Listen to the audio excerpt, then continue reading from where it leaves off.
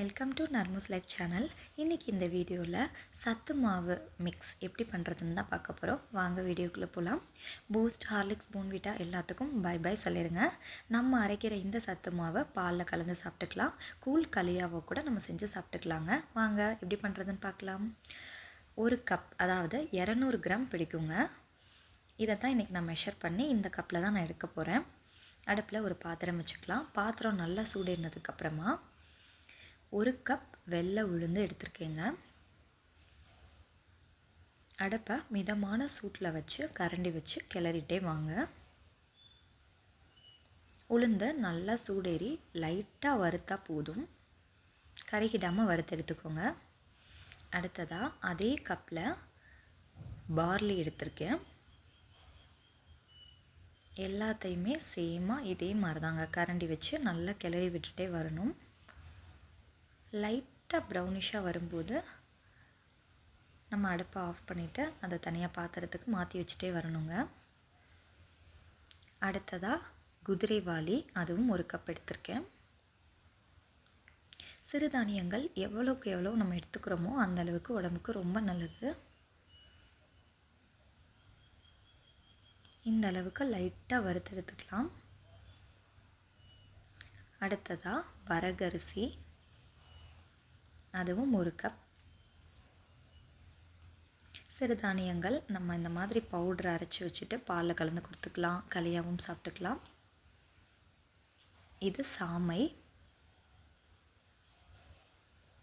அப்படி இல்லைன்னா சிறுதானியங்களை ஊற வச்சு எப்பயும் போல் சாதம் வடிக்கிற மாதிரி நம்ம வடிச்சும் சாப்பிட்டுக்கலாம்.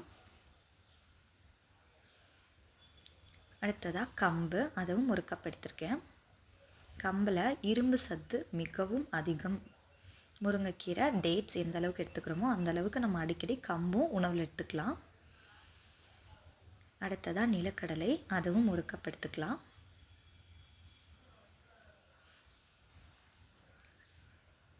லைட்டாக வறுத்து எடுத்துக்கலாம். கரண்டி வச்சு கிளறி விட்டுட்டே வாங்க. அடுத்து கேழ்வரகு, இது 2 கப் அளவுக்கு நம்ம எடுத்துக்கலாம்.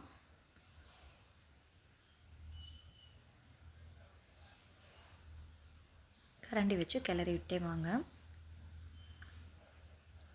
அடுத்து ஒரு கப் பொட்டுக்கடலை. அடுத்து பச்சை பயிறு, அதுவும் ஒரு கப்.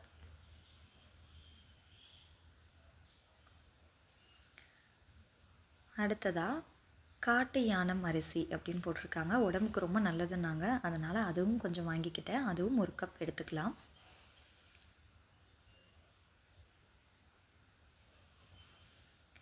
அடுத்து கோதுமை, அதுவும் ஒரு கப்.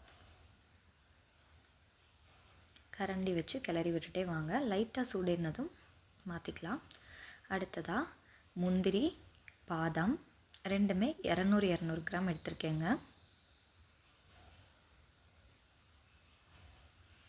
அடுத்து வீட்டில் சாப்பாடுக்கு யூஸ் பண்ணுவோம் இல்லையா அரிசி, அந்த புழுங்கல் அரிசி ஒரு கப், அதாவது ஒரு 50 கிராம் போல். அந்த அரிசியும் வறுத்து எடுத்துக்கலாம். அடுத்து அதே கப்பில் துவரம் பருப்பு, அதையும் வறுத்து எடுத்துக்கலாம். அடுத்து இந்த சத்து மாவுக்கு நல்ல வாசனை தரக்கூடிய சுக்கு, 15 ஏலக்காய், ஒரு சின்ன துண்டு சுக்கு, அதையும் வறுத்து எடுத்துக்கலாங்க. அவ்வளோதாங்க. மிஷினில் கொடுத்து அரைச்சி எடுத்துக்கிட்டோம் அப்படின்னா வீட்டிலே ஆரோக்கியமான முறையில் சத்து மாவு ரெடி பண்ணியாச்சு. இந்த ஹெல்த் மிக்ஸை நீங்களும் யூஸ் பண்ணி பாருங்கள். எப்படி இருக்குன்னு கமெண்ட்டில் சொல்லுங்கள். பாலை காய்ச்சி ஹெல்த் மிக்ஸை மிக்ஸ் பண்ணி குடிச்சிட்டு எப்படி இருக்குன்னு சொல்கிறேன். நம்ம சுக்கு, ஏலக்காய்லாம் போட்டிருக்கனால கமகமன்னு இருக்கும். சிறுதானியங்கள் எல்லாமே மிக்ஸ் பண்ணி அரைக்கிறனால நல்ல வாசனை, சுவையாகவும் இருக்குங்க. ஒரு டம்ளரில் 2 ஸ்பூன் அளவுக்கு நாட்டு சர்க்கரை சேர்த்துக்கலாம். 2 ஸ்பூன் ஹெல்த் மிக்ஸ் பவுடர். காய்ச்சின பாலை ஊற்றி ஸ்பூன் வச்சு லைட்டாக மிக்ஸ் பண்ணி விட்டுக்கோங்க. சூப்பரான ஹெல்த் மிக்ஸ் ரெடி. சியர்ஸ். இந்த வீடியோ உங்களுக்கு பிடிச்சிருந்துச்சுன்னா லைக் பண்ணிக்கோங்க. ஃபஸ்ட் டைம் நம்ம சேனலை பார்க்குறீங்கன்னா மறக்காமல் ஒரு சப்ஸ்கிரைப் பண்ணிக்கோங்க. தேங்க்யூ ஃபார் வாட்சிங்.